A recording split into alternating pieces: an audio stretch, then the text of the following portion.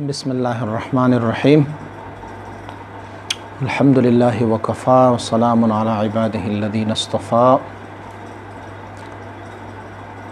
सवालात पूछे गए हैं। पहला सवाल पूछा गया है कि हाफ़िज़े को तेज़ करने का कोई तरीक़ा या वजीफ़ा विर्द बताएं।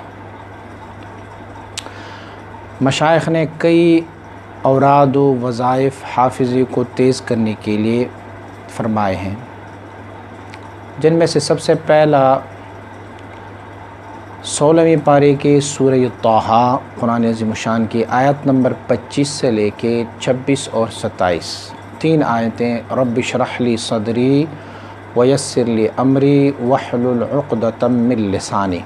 इन तीन आय शरीफ़ा को, अगरचे आय शरीफ शुरू हो जाता है क़ाल रब्बि इश्रह ली सदरी से, लेकिन मशाइख़ ने इस लफ्ज़ क़ाला को, चूँकि वाक़या है हज़रत मूसा अलैहि नबी अलैहिस्सलाम का, और मूसा अलैहि नबी अलैहिस्सलाम ने यह फ़रमाया कि क़ाला यानी मूसा ने फ़रमाया, तो हम इस लफ्ज़ क़ाला को उसमें नहीं पढ़ेंगे। और रब्बि इश्रह ली सदरी वयस्सिर ली अमरी वहलुल उक़दतम मिन लिसानी, यहाँ तक तीन आयतें हम हर नमाज के बाद अपने माथे पर हाथ रख के तीन तीन मरतबा तकरार करते जाएंगे तो इंशाअल्लाहुल अज़ीज़ हाफ़िज़े में क़ुव्वत आ जाएगी।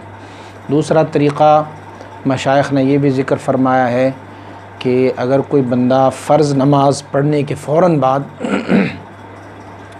अपने सर पर यानी खोपड़ी पर हाथ रखें और 7 मरतबा अल्लाह रब्बुल इज़्ज़त के इस्म क़वी को या क़वियो या क़वियो या क़वियो या क़वी पढ़े तो उनके हाफ़िज़े में क़ुव्वत व ताक़त व हिफ़्ज़ व हाफ़िज़ा बहुत अच्छा हो जाता है।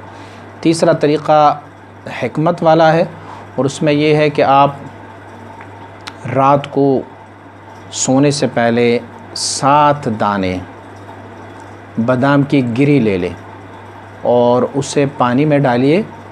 जब आप सुबह उठेंगे तो उनके छिलके उतार दें। एक तो उनका मोटा छिलका होता है, मोटा छिलका नहीं, मोटा छिलका तो आपने पहले से उतारा होगा, यानी गिरी बादाम की गिरी जो है वो आप पानी में डालें 7 अदद।